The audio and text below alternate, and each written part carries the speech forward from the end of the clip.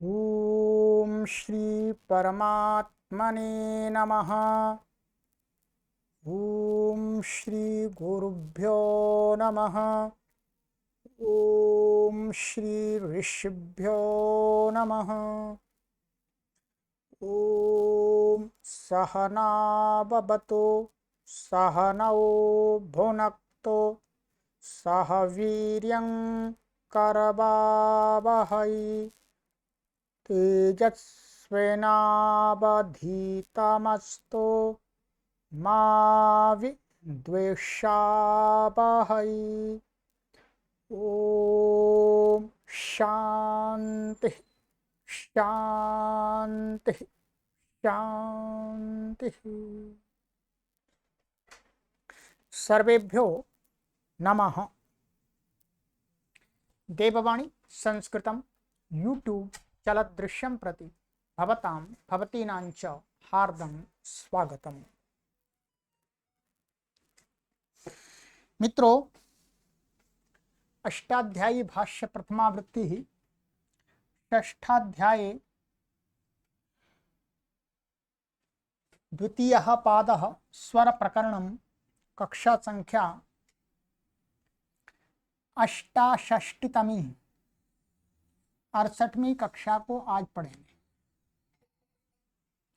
ठीक है, चलिएगा, पुस्तक को ओपन कर लीजिएगा।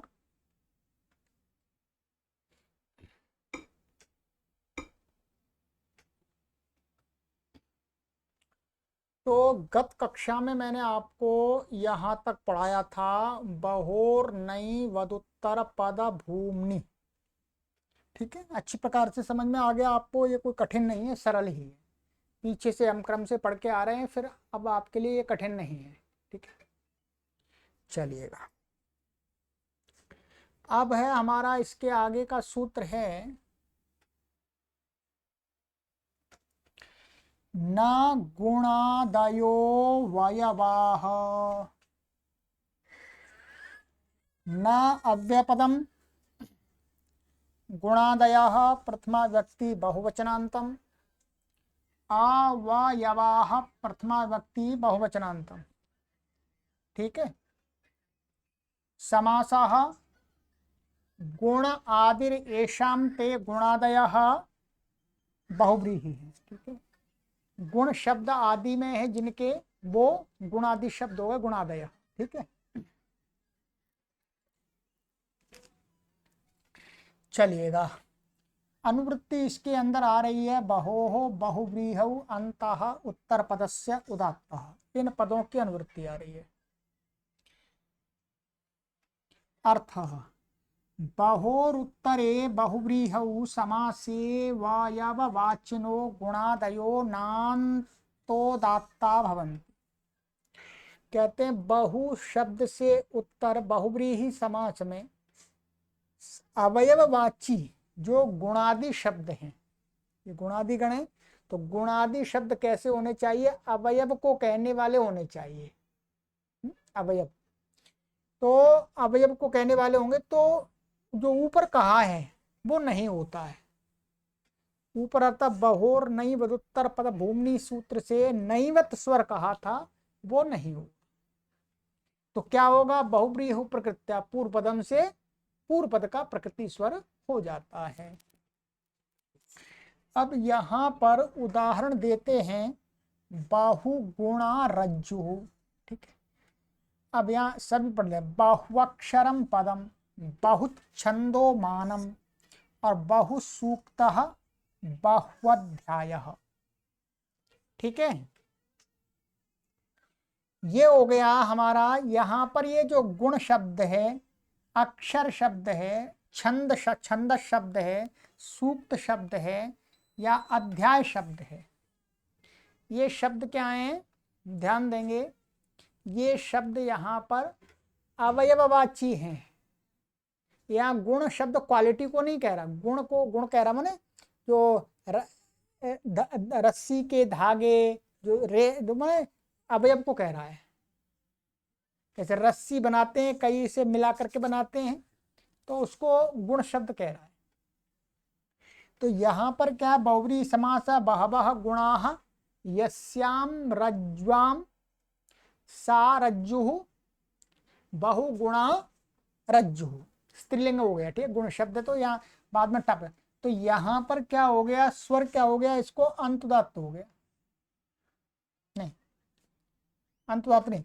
पूर्व वाले सूत्रों से क्या प्राप्त था, तो नई शुभ्याम आदि से बहोर, वो बहोर नहीं गुण, बहोर नहीं युक्त पद भूमि से इसको क्या था, बहु शब्द से नैवत स्वर प्राप्त हो रहा था।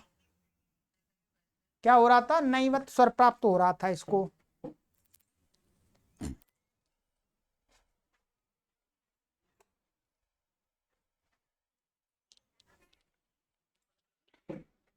तो नैवत अर्थात स्वर नहीं होगा, क्योंकि गुण शब्द यहां पर अवयववाची है। तो बहुब्रीहि प्रकृत्या पूर्व पदम से इसको क्या हुआ, पूर्व पद का प्रकृति स्वर हो गया। तो बहु शब्द क्या है वास्तव में, लंघी वही और नलोपश्च, पहले भी आया उनादि सूत्र से, कुप्रत्यांतरता अंतुदात्त है, तो अंतुदात्त हो गया। अनुदात्तम पदम एक वर्जम, उदात्तानुदात्त स्वरता, स्वरतात संहितायाम अनुदात्ता नाम से एक श्रुति हो गई, ठीक है। ऐसे ही बहुअक्षरम, यहाँ पर क्या है, यहाँ पर ये ऐसा है वास्तव में, ये बहु शब्द है और ये अक्षर शब्द है, अक्षरम कर लेंगे। इनका क्या हो जाएगा, यहाँ पर समास हो गया, तो ये एक शब्द बन गया। अब यहाँ पर पूर्व पर ये इससे निषेध हो गया, बहोर नहीं बहुत पद भूमि से नैवत स्वर प्राप्त था, तो उसका क्या कर दिया, इसने निषेध कर दिया, क्योंकि अक्षर शब्द यहाँ पर क्या है, अवयववाची है, अवयवी वाची नहीं है, अवयववाची है। तो यहाँ अवयव पद माने ऐसा शब्द जिसके अंदर अनेक अक्षर हैं, अनेक अक्षर अवयवों वाला पद। तो पूर्व पद का बहुरी, इसे पूर्व पद का ये बहु शब्द अनुदात्त हो गया, और अनुदात्तम पद में एक वर्जम से अनुदात्त हो गए। अब यहाँ पर क्या लगेगा, एको एणची, एको एणची से इस उदात्त उ को क्या हो गया, वह हो गया, ठीक है, वह हो गया। तो वह होकर के फिर क्या हो जाएगा, इसको उदात्त स्वर्त योर यणः स्वरतोनुदात्तस्य, उदात्त के स्थान में, स्वर्त के स्थान में जो यण हुआ है, उससे उत्तर जो अनुदात्त होता है उसको स्वरित हो जाता है, तो उसको स्वरित हो गया, उदात्त तो हट ही गया। तो ये अक्षर का अस्वरित हो गया, और फिर स्वरता संहिता अनुदात्ता नाम से एक श्रुति हो गई। इस प्रकार से इसमें लगेगा, ठीक है। ऐसे ही बहुछंदो, ये तो सामान्य बहु हो गया, ठीक है। मानम, बहुसूक्ता, बहुत सूक्त वाला कोई मंडल आदि है, ठीक है, मंडल ही होगा। बहुअध्याय मन बहुत अध्यायों वाला कोई ग्रंथ, तो अध्याय शब्द क्या है, अवयववाची है, यहाँ पर अध्याय रूपी अवयव। तो ये, तो इसमें क्या है, ये पूर्व यहाँ पर वही लग जाएगा जैसे यहाँ पर लगाया था, यण आदेश हो जाएगा, पहले तो उदात्त हो जाए, फिर यण आदेश होकर स्वरत हो जाएगा, ठीक। तो इस प्रकार से इसमें हमें स्वर रखना है। अब यहाँ पर लिख भी दिया, पूर्व सूत्र के अतिदेश से प्राप्ति थी, तो बहोर नहीं बदोत्तर पद भूमि क्या अतिदेश कर रहा था, निषेध कर दिया। अतः बहुब्रीहि प्रकृत्या पूर्व पदम से पूर्व पद प्रकृति स्वरत्व ही होता है। लंघी वहीं और नलोपश्च, इस उणादि से क्या बहु शब्द कुप्रत्यांत होने से, क्या है, कुप्रत्यांत होने से प्रत्यय स्वर से अंत उदात्त है, ये बता दिया। बहुअक्षर में क्या था वो बताया मैंने, एवं बहुअध्याय में यहाँ पर क्या उदात्त उ के स्थान में यण हो गया, सो उससे परे अनुदात्त आकार को क्या हो जाए, उदात्त स्वर्त योर यणः स्वरतोनुदात्तस्य से स्वरित हो जाता है। बहुगुणा रज्जु का अर्थ है बहुत अवयव वाली, में लड़ वाली, लड़ उसको बोलते हैं जो रस्सी बटते हैं, तो उसके पर और उसके अंदर धागे होते हैं ना, उनको कई धागों को मिला करके ऐसे, तो वो लड़ होती है, तो लड़ वाली रस्सी। इसी प्रकार से अन्य उदाहरणों में भी गुणादि शब्द अवयव अर्थों में ही हमें लगाने हैं, घटाने हैं। तो ये प्रकरण के हिसाब से वहां पर देखे जाएंगे। वैसे तो यहाँ पर तो ये कुछ सभी तो साक्षात बहुअक्षरम पदम, पद माने शब्द, अक्षर वाला, तो अक्षर यहाँ पर अवयव है, पद का अवयव है। बहुत छंदो मानम, तो यहाँ छंद शब्द और किसी को कह रहा है मानम, मानम मैंने कोई नाप तौल, उसको छंद किसी का होगा तो छंद वहां अवयव बन रहा है मानम का, ये को देखना पड़ेगा साहित्य में। बहुसूक्ता, ये तो सूक्त वाला मंडल हो गया मुख्य रूप से, अध्याय भी हो सकता है। और बहुत अध्याय हैं जिस ग्रंथ के अंदर, तो ग्रंथ, तो अध्याय शब्द अवयवाची हो गया, स्पष्ट ही दिख रहा है वैसे तो, ठीक है। चलिए ये हो गया। उपसर्गात स्वांगम ध्रुवम अपर्शु, उपसर्गात पंचम व्यक्ति एकवचनांतम, स्वांगम प्रथमा व्यक्ति एकवचनांतम, ध्रुवम प्रथमा व्यक्ति एकवचनांतम, अपर्शु प्रथमा व्यक्ति एकवचनांतम। ठीक है, समास है इसमें न परशु, न परशु अपरशु, नहीं तत्पुरुष है, ये क्या नपुंसकलिंग शब्द है परशु। अनुवृत्ति बहुव्रीहौ अंत उत्तर पदस्य उदात्त की अनुवृत्ति के लिए अर्थ बहुव्रीहौ समासे उपसर्गात उत्तरम परशु वर्जितम स्वांगम ध्रुवम अंतोदात्तम भवति।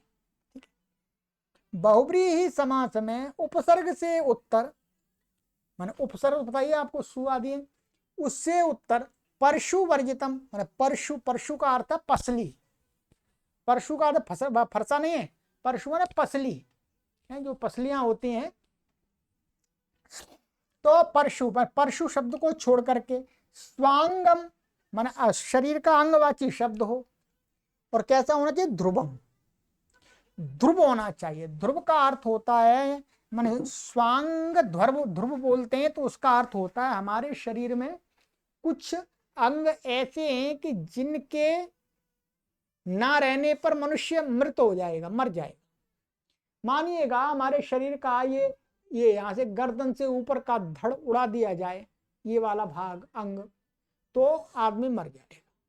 ठीक है, यदि आदमी का हाथ कट जाता है तो मरेगा नहीं, तो नहीं मरेगा, तो ठीक हो जाएगा। तो ध्रुवम, ध्रुव अंग ऐसा, माने ये यदि खोपड़ी है, खोपड़ी कट जाए पूरी तो आदमी जीवित नहीं बचेगा, तो ये इसका मतलब होगा ये ध्रुव है। पसली है, पसली यदि निकल जाए, निकाल दे कोई, तो बिना पसली का तो आदमी जीवित रह ही नहीं सकता, तो पसली क्या है, ध्रुव अंग है। मुख, मुख यदि मुख किसी का निकाल दें तो वो क्या है, मर जाएगा। तो मुख शब्द, मुख जो है वो भी शरीर का स्वांग जो कैसा है, ध्रुव है। अध्रुव माने जिनके कटने से, माने अलग, शरीर के अलग होने से यदि व्यक्ति मरता नहीं है, पैर कट जाए तो जीवित बना रहेगा, परंतु यहां से कट जाए एकदम पेट के बीच में से, उदर के बीच में से, तो मर जाएगा आदमी, मर जाएगा। तो ऐसे ध्रुव स्वांग कैसे होने चाहिए, ध्रुव वाले, तो वो अंतुदात्त हो जाते हैं। जैसे सततम यस्या प्रगतम पृष्ठम भवति सप्रपृष्ठ, बस ये हमेशा जिसका भाग पीछे उठा रहता है, जो पीछे का भाग उठा रहता है हमेशा, जिस अंग का, वो अंग क्या कहलाता है, प्रपृष्ठा का अर्थ होता है पीठ, पीठ हमेशा उठी तो रहती है ज्यादातर। प्रोदरः, ये उदर है, उदर को बोलते हैं पेट को। प्रललाटः इसको बोलते हैं। ये कैसे हैं, ये हमारे अंग हैं ध्रुव।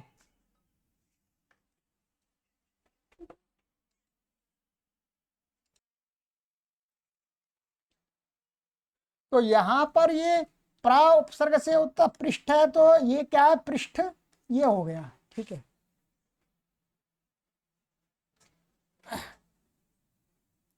तो ये क्या हो गया, अब ये हो गया हमारा स्वांगवाची शब्द, प्रपृष्ठ, प्रोदर और ललाट। तो उदर शब्द, ललाट शब्द और पृष्ठ शब्द, ये क्या हो गए हमारे, ये। अब इसमें बहुब्री समास है। ठीक है, तो सततम यस्य प्रगतम पृष्ठम भवति सा प्रपृष्ठ, प्रपृष्ठ का अर्थ वास्तव में होगा जिसकी पीठ हमेशा उठी रहती है, वास्तव में अर्थ होगा। ठीक है, तो पृष्ठ का अर्थ है पीठ, तो ये कैसा, पृष्ठ शब्द कैसा है, स्वांग है और ध्रुव है, पीठ को निकाल देने से व्यक्ति बचेगा नहीं। ठीक है, ऐसे उदर शब्द यहाँ पर और बहुब्री समास है, तो अंतुदात्त हो गया ये। ठीक, अब यहाँ पर देखिएगा,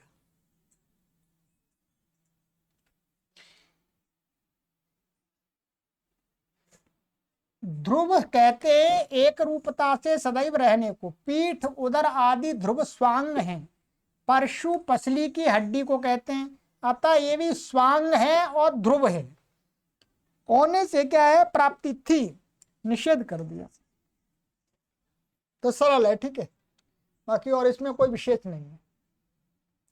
वनम समासे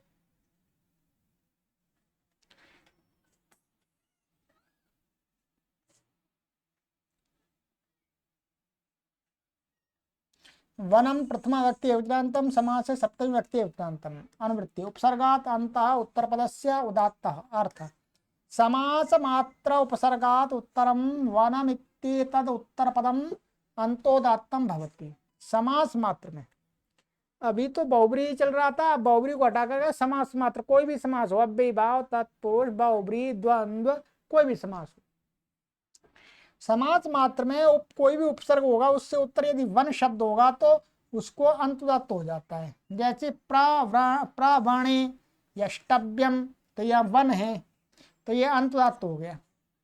जैसे निर्वणे प्रणिधीयते, तो ये निर्वण का ये हो गया, सप्तमी का रूप है, लिया है। अब यहां पर बता रहे हैं कि इसको पढ़ लेते हैं। प्रकृष्टम वनम प्रवणम तस्मिन् प्रवणे निर्गतो वनात् इति निर्वणम तस्मिन् निर्वणे। ये इस प्रकार से इन्होंने समास किया है। प्रनिरंत शरेक्षु इत्यादि सूत्र है हमारा अष्टाध्यायी के 8वें अध्याय का चौथे पाद का 5वां सूत्र है। क्या सूत्र है? प्रनिरंता शरेक्षु प्लक्षाप्रकाश खदिर पीयूक्षाभ्यो संज्ञायामपि। बस इतना समझ। इस सूत्र से क्या हो गया, यहाँ पर प्र से उत्तर वन के नकार को णकार हो गया है। बस ये सूत्र ये कार्य कर रहा है। अब ये बता रहे हैं प्रकृष्टम वनम आदि व्युत्पत्ति मात्र, ये जो दिखाई है तो व्युत्पत्ति मात्र है। वास्तव में ये पूरा शब्द ऐसा का ऐसा ही समस्त पद ही प्रयोग होता है, प्रवर्ण, ठीक है। प्रवर्ण का अर्थ है एक और नीची भूमि, ऐसी भूमि जो एक और नीची है। यज्ञ वेदिका प्राक प्रवर्ण, पूर्व दिशा में नीची भूमि बनाने का विधान है, तो वहां के लिए शब्द का प्रयोग किया गया है, ठीक है। इसी प्रकार निर्वण का अर्थ है चारों ओर समभूमि है। निर्वण का अर्थ क्या हो गया? चारों ओर समभूमि को बोलते हैं निर्वण। तो यह व्युत्पत्ति तो मात्र दिखाने के लिए है, ये संज्ञा है एक तरह से। क्या है? संज्ञा। ये शब्द वहां पर प्रयोग होते हैं जो सोम याग आदि होते हैं, वाजपेयी याग आदि होते हैं, उनके लिए जो कुछ मंत्र आदि या जो विधियां हैं उनमें इनका प्रयोग होता है इन शब्दों का, ठीक है। तो बाकी तो इसमें कुछ विशेष नहीं है, अंतुदात्त हो गया है, सप्तमी का रूप है।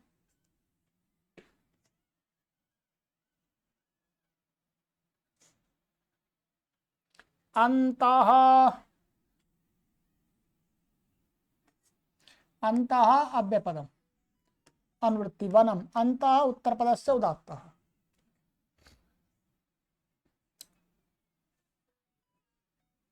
अर्थ अंत शब्दात उत्तरम वनम अंतोदात्तम भवति। कहते हैं अंतः जो अव्यय है वो शब्द से उत्तर वन शब्द होगा तो उसको भी अंतोदात्त हो जाता है समास मात्र में, कोई भी समास हो, ठीक है। अंतरवनम यस्मिन अंतरवणो देशः, ठीक है। माने अंदर है वन, अंत का अर्थ अंदर, अंदर है वन जिस स्थान में, वो देश मन वो देश या वो देश क्या कहलाएगा? अंतरवण देश, अंतरवणो देश। तो यहां पर ये बता रहे हैं कि जो अंतर शब्द है वास्तव में ये क्या है? अव्यय स्वरादिगण में पड़ा हुआ है। बाहुब्रीय प्रकृत्या पूर्व पदम में ये क्या है? पूर्व पद को प्रकृति स्वर प्राप्त था तो अंतुदात्त कह दिया। प्रनिरंता शरेक्षप्लक्षाम इत्यादि सूत्र से अणत्त हो जाएगा, कोई बात नहीं, ठीक है, क्योंकि यहाँ पर यह अंता शब्द पड़ा हुआ है।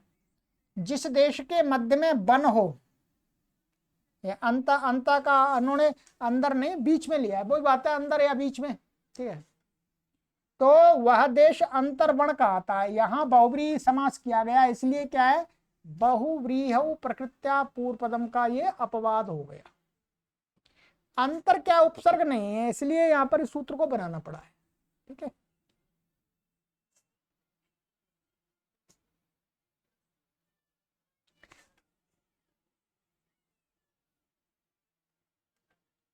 अंतश्च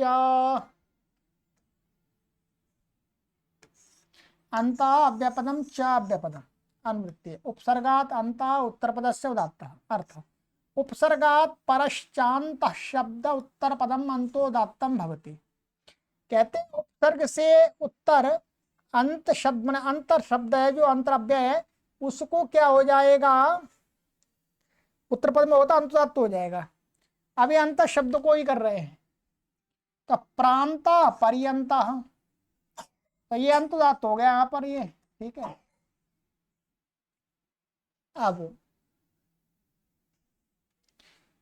अंतर शब्द है, उदाहरणों में बहुव्रीहि अथवा प्रादि समास भी हो सकता है, कोई भी समास हो सकता है इसमें, ध्यान देंगे। इसमें प्रादि समास भी कर सकते हैं और बहुव्रीहि समास भी कर सकते हैं, स्वर एक जैसा ही रहेगा। जब इसमें प्रादि समास करेंगे तो तत्पुरुष समास माना जाएगा, तो तत्पुरुष समास में क्या माना जाएगा, इसको तत्पुरुषे तुल्य तृतीय सप्तम उपमाना इत्यादि से पूर्व पद को प्रकृति स्वर प्राप्त था, तो उसका अपवाद माना जाएगा। यदि इनमें बहुव्रीहि समास मानेंगे तो बहुव्रीहि प्रकृत्या पूर्व पदम से पूर्व पद का प्रकृति स्वर प्राप्त था, तो उसका अपवाद माना जाएगा। तो दोनों तरीके से घटा सकते हैं, पर अर्थ में भेद आएगा। क्या अर्थ में भेद आ जाएगा, प्रादि समास करेंगे तो अलग अर्थ आएगा और बहुव्रीहि करेंगे तो अलग अर्थ आएगा। शब्द ऐसे ही बनेंगे। अब इनको देखना है साहित्य में कहां पर किस अर्थ में प्रयोग हुआ है, बहुव्रीहि के अर्थ में प्रयोग हुआ है तो स्वर तो यही रहेगा, और तत्पुरुष के रूप में हुआ है मैंने प्रादि समास हुआ है तो भी स्वर यही रहेगा, यही सूत्र लगाएगा, ठीक है। तो उदाहरणों में बहुव्रीहि अथवा प्रादि समास भी हो सकता है, कोई भी हो सकता है इसमें। न निविभ्याम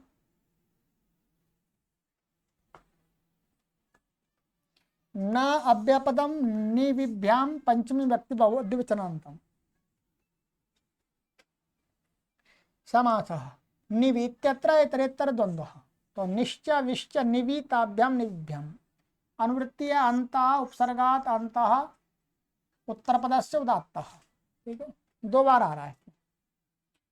अर्थः निवी इति एताभ्याम उपसर्गाभ्याम परो अंतः शब्दो नान्तोदात्तो भवति पूर्वेण प्राप्ति ही प्रतिषिध्यते।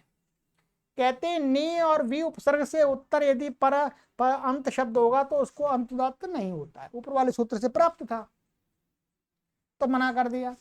तो न्यंतः व्यंतः, तो क्या हो जाएगा, बहुव्रीहि प्रकृत्या पूर्व पदम से पूर्व पद का प्रकृति स्वर हो जाएगा।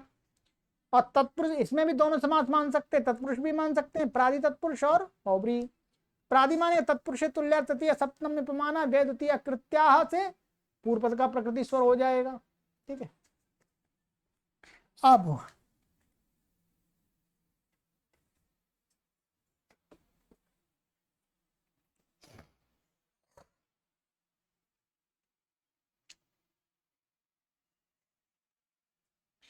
न्यंतः व्यंतः, ठीक है।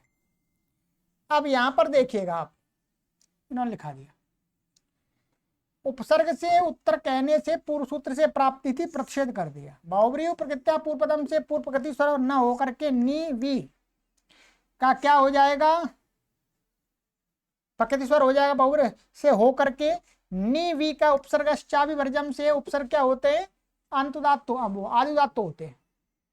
आदि अर्थात में एक ही एक है तो नी और वी का ई हो जाएगा। आज पश्चात यणादेश करने पर फिर क्या हो जाए, उदात्त स्वरतयोर इणः स्वरतो उदात्त से आ को स्वरतत्व हो जाएगा, माने ये आ है इसको स्वरत हो गया है, जैसे अभी किया था हमने। न्यंता व्यंता में प्रादि तत्पुरुष माने तब भी तत्पुरुषे तुल्य तृतीय सप्तम में प्रमाणा वे द्वितीय कृत्या से क्या पूर्व पद के प्रकृति स्वर होकर यही स्वर रहेगा। तो कोई भी समास मान सकते हैं इसमें, ठीक है। बहुब्री मानेंगे तो इससे होगा, तत्पुरुष मानेंगे तो इससे होगा, बस इतना ही भेद है, स्वर एक जैसा ही रहेगा।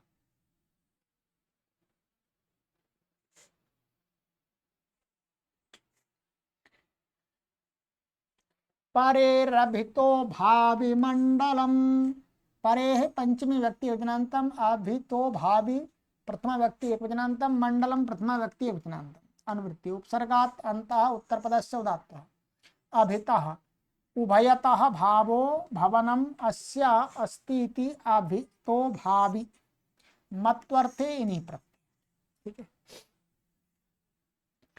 अभितो भावी का अर्थ बता रहे हैं ये कि उभयत, हमारा अभिता का अर्थ उभयत होता है, उभयतो भाव, भाव माने होना, दोनों तरफ से होना है जिसका, जिसका स्वभाव दोनों तरफ से होने का है, वो हो जाएगा उभयतो भावी।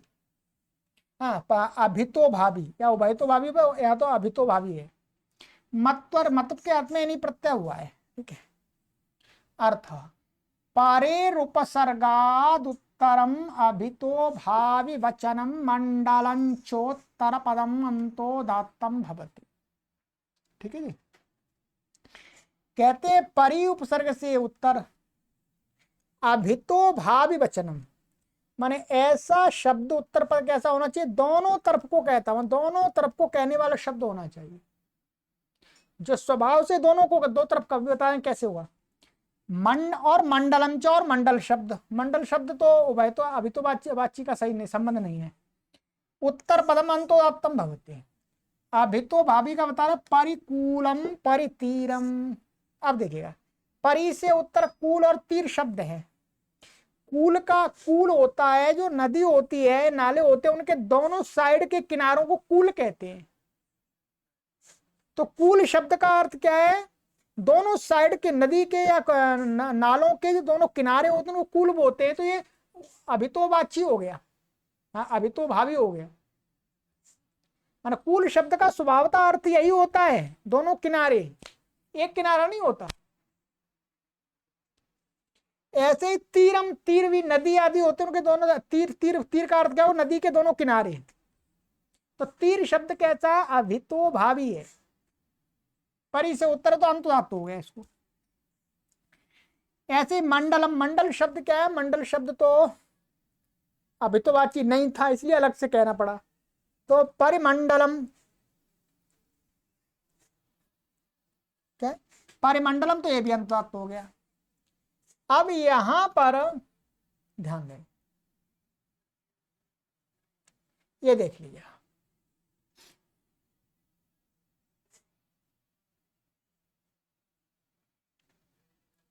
अभितो भावी अर्थात दोनों ओर से भावी मन होना जिसका स्वभाव है, इस अर्थ को कथन करने वाले शब्द को अंतोदात्त होता है। यथा कूल तीर शब्द दोनों ओर होने के स्वभाव वाले होते हैं, अर्थात दोनों ओर ही होते हैं। मंडल शब्द अभितो भावी वचन नहीं है, अतः पृथक कह दिया। उदाहरणों में या तो बहुब्रीहि कर सकते हैं या तत्पुरुष मान सकते हैं, दोनों प्रकार का समास हो सकता है। मानने पर क्या, पूर्वत ही पूर्व पद का प्रकृति स्वरत्व प्राप्त था। बहुब्रीहि समास में बहुब्रीहि करेंगे तो बहुब्रीहि समास में, तत्पुरुष करेंगे तत्पुरुष समास में, दोनों सूत्रों से उन्हीं से क्या है, तो उनका क्या ये अपवाद हो गया। बहुब्रीहि में बहुब्रीहि प्रकृत्या पूर्व पदम का अपवाद, तत्पुरुष में तत्पुरुषे तुल्य तृतीय सप्तम में अपमाना गए द्वितीय कृत्या का अपवाद, ठीक है। अब कहते हैं यदि अव्ययी भाव भी मान सकते हैं, इसमें अव्ययी भाव समास भी कर सकते हैं। अव्ययी भाव समास माने तो क्या होगा, परिप्रत्युपापा वर्जमाना हो रात्रा वैवेशु, ये सूत्र आया था हमारा, ठीक है, 6-2-33 वहीं आया था।